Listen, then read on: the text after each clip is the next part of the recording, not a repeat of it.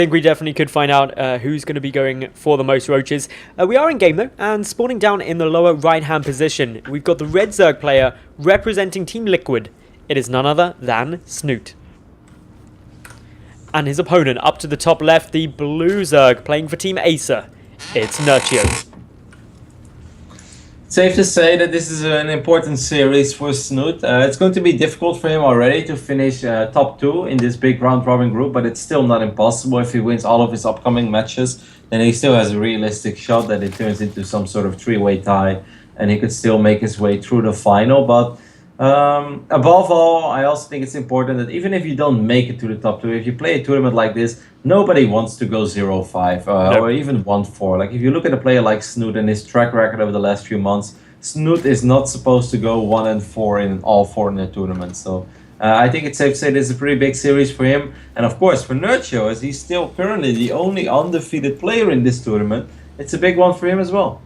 Interestingly, before actually any results came through, Aligulac wasn't putting Snute up at the top. It was actually Bunny who was predicted to take this, according from the statistical standpoint, which is probably quite interesting for some people. But yeah, looking at this game, it is of course very, very important. Nerchio could also, if he wins this, take the top spot. He would go above Scarlet due to having played one less series than her, but having won all of his so far. So it'll be interesting to see what the result. And I think even if he would win this one and he would lose the next one, then I think he would still be above Scarlet, because then they're both 3-1. But he defeated Scarlet. Exactly, and the head-to-head score is what matters. Now, the other thing I just wanted to quickly remind everyone is, of course, what they're playing for. There's $2,400 up on the line. That's split 50% for first place, 25% for second, 10% for third and fourth, and 2.5% for fifth and sixth. So everyone who's in the main tournament will get at least some payout, which is, of course, good for the players. But a lot of prize money difference. It's about $60 if you come fifth or sixth, or just over $1,500 if you come in the top spot. Now Nerchio opened up safe once more. He went for the 15 pool. On the other side of the map, we saw Snute going for the hatch first, followed up by his spawning pool. So not a major difference, of course, but you could say a minor economic advantage for Snute. But I'm really not expecting anything too crazy from these two. They may test the waters, they may run around with Zerglings a little bit. Of course, we did see Nerchio go for a Spire build against Scarlet on this map, but I'd be kind of surprised if he does it again. It's an okay map for Spire play, but I think Nerchio, looking at Snute is much more of a roach player. I mean, Scarlet, of course, knows how to make roaches too, but we know that she loves her Mutalisk in this matchup, and I just have the feeling that this is going to be a roach war between these two, and I'm pretty curious to see who's going to be able to make the difference. I think the other important thing to note as well, Rotterdam, is that Snute almost definitely was watching the last series. If you know you're up against Nerchio next, and you're in a tournament like this, he would have been seeing, how is Nerchio playing that last ZvZ? Going for a Spire play when you've just done it and your opponent was likely sitting there watching it would be a bit of a risky move. So I almost guarantee we'll see something different out of Nerchio, at least in terms of the exact opening. Both of them are going for their Baneling Nest, though. Both of them keeping the 3 drones in gas. Both of them with speed coming down. Relatively similar times, only 4 seconds between it. So very, very equal game at the moment.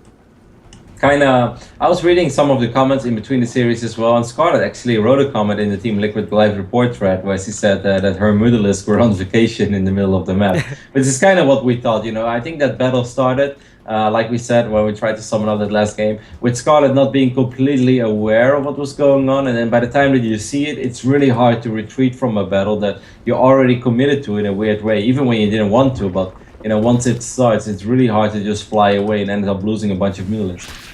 Oh, nice little timing there for Nerchio. His speed kicked in. Okay, take that back, a Baneling. Until the Baneling, it was looking quite good for Nerchio. Just able to pick off a Ling there, but Snute did come out on the better side of that. It was 3 Lings for 1 Baneling, which isn't a magnificent trade, but it's not bad either. So at the moment, third base coming down from Nerchio. Snute's already got his. He's a fraction ahead on it, but it's not by much. He's also fractionally ahead on his lair timing. No sign of a lair as of yet from the Acer Zerg. Yeah, that's different what Nerchio's doing now. Nerchio's making 12-14 speed links. He saw that hatchery go down on the other side of the map, while Snute is just going to go up to lair. Nerchio's going to try to cancel this third base of Snute. If he does that, then needless to say, he puts himself in a pretty good position, even when the layer is later. Now Snute has quite a few Zerglings over here on its own. Snute has to be careful, because if he ends up losing all of his Zerglings, he really has to worry on the other side of the map. little bit of damage coming on through here. Nerchio is taking a very nice trade here now, able to pick off quite a few of those lings. I'm worried for Snute, Metals. I'm very, very worried. This is a lot of Zerglings on the map right now for Nerchio. He's still making a few more. Snute really doesn't have that much on the map. He doesn't have right many now. lava either. Oh my god, Snute has 1 Zergling and 1 Bailing against 31 Speedlings. I think this third hatchery from Snute is pretty much dead. It's going to be so tough. I don't think he can save it. He didn't have any lava either. That was quite a big problem for him. Good control there by Nerchio, pulling back those Speedlings away from the Bailing. This third, it's definitely cancelled. Down it goes, and there's still so many lings here. Could be a massive Bailing hit. Good control by Nerchio, though. Queens are going to go down. Oh, this is terrible for Snute. This is very, very bad. He lost 2 queens. He might even end up losing queen number 3 as well. Yes, he does. Lost 3 queens, 2 Bailings, and lost his hatchery. And then it's all very nice that you have roach speed and +1 missile attacks on the way. He's pretty far behind right now. He does have a few more Zerglings on his own, but it's 16 against 9. I don't think that's something that he's truly able to work with. Of course, he's going to try. He might be able to pick off a drone, maybe 2 or 3, but I don't think he can get this hatchery. I don't think that's possible. It is weakened up a bit, but there's more lings out on the field for Nerchio anyway, plus he's got defender's advantage. It was just a really unfortunate situation there for Snute. He applied a lot of pressure, lost all those lings, and the counter-attack was really strong. It's made stronger because behind it, Snute was trying to go up into roaches. He'd also just gone for a big drone wave, so he didn't have any lava, so he couldn't even make emergency lings to defend with. And that's really how he's ended up in this situation. So Rotterdam, where does Snute go from here? I don't know. You're asking me like there is a good solution to it all. I don't know. I think he just has to try to drone up once more. He's down 4 or 5 drones. Put on some fake pressure with his roaches. Definitely don't overcommit. I mean, he does have a nice roach advantage right now. It's 14 against 3, but Kingston Young Station, traveling by ground, it takes a while before you make it to the other side of the map. I don't think he's going to be able to capitalize on the roach advantage that he currently has. But what he is able to do is maybe drone up behind this, get his upgrades going, try to saturate that base, and just force nothing but units out of Nerchio for a while. And with that way, just try to even things up a little bit. And that's exactly what he's doing right now. He's still up in the roach count, 18 to 12. Importantly, he does have roach speed, whereas Nerchio doesn't. He also has the +1 missile attack for the moment, while Nerchio doesn't. That's all going to be helpful for him as this trade comes through. That's true. This actually looks pretty promising for Snute. I'm not saying that he's going to straight up win the game over here, but so far I feel like the trades are pretty okay. He's winning the trade on the north side. Might be able to get a couple of queens. He's going to lose the majority of the roaches that were left behind in the natural, but getting those queens, that's pretty okay. That's going to slow things down a little bit for Nerchio, and that allows Snute to crawl back into this one. And if you take a look at the drone count now, 65 against 51. That's actually really promising. That went even better than I expected it to go for Snute. It was a good control of the roaches. Splitting them up actually gave him a lot. It delayed the reinforcements coming from the natural and main, so that while Snute took bigger losses in the natural base, he won the fight to the north by the third so well and got those queens. And of course, that's going to hurt the injects of Nerchio, who's down to just that 1 queen at the moment. Giving Snute a lava advantage, he's already up by 9 drones, and he's going to be able to continue to grow upon that, get out more production, and really utilize that economy better than Nerchio can. Yeah, I was worried for Snute after he lost the third base, after he lost his initial Zerglings, but that counterattack was a lot more successful than I thought it was going to be. I thought, alright, this is just going to allow him to even things up. He's forcing out a lot of units. If you can pick up a few units, it's okay, but don't overcommit. He did really commit, but it definitely wasn't an overcommitment. It was just an excellent judgment call there. He finds himself in a very good position now. He's up 25 supply. He's still up in upgrades. So pretty much everything going Snoot's way. Actually, he's down a +1 carapace upgrade, excuse me, but his +2 missile attacks is at least going to finish quite a bit quicker, so he's not too far behind when it comes to the upgrade department.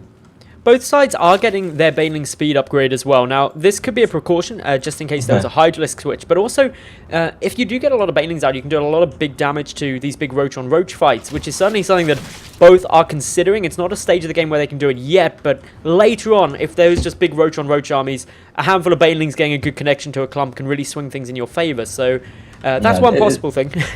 It's really fun because I obviously often see this, you know, people adding in the Bailings in the mix, and like you mentioned, it's very good against Hydralisk because if those are clumped up, all of them will die immediately. In roaches versus roaches, like yeah, one play adding in a couple of Bailings can be nice, but I don't very often see both players going Roach Bane, and that's going to make things very interesting because Bailings are also very good against Bailings in a weird way, so curious to see how that will play out. Snute just moving forward here, able to get a couple of these roaches on their retreat. He's up in the roach numbers 57 to 44. Bear in mind that he's also sitting slightly up in upgrades by about 30 seconds up on that +2. This could be a very nice move out time for the Liquid Zerg.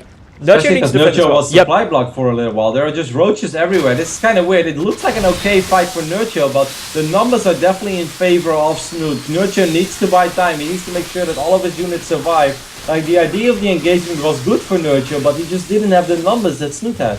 No, and he didn't have +2 at the start of that fight either. He's just got it now for his roaches, as well as the +1 carapace on both sides kicking in. But Snute has just got overwhelming just forces here. 33 roaches to 15. Also and a whole load of banelings. Yeah, actually more for quite a few banelings as well, but that's not even going to matter, as Snute is just going to win game number 1 on King Sejong Station, pretty much off the back of that roach counter. So when things looked a little dicey, yes, he had a roach advantage, but I was like, you know, it takes a while for those roaches to make their way across the map, but a few seconds later and everything will be different. But Snute is having such a good feel for the game, and above all, as soon as he saw what was going on, as soon as he saw the amount of units that Nerchio had, he did a really good job in splitting up his roaches, focusing down those queens, and he squeezed out so many drones during all that. And he made it impossible for Nerchio to counterattack, because Nerchio lost all of his queens, and who does ever want to counterattack if you can't actually, you know, send reinforcements across the map as well? So, well done by Snute there. Yeah, that's the Snute we know. It was a fantastic comeback. It means he's 1-0 up. Game number 2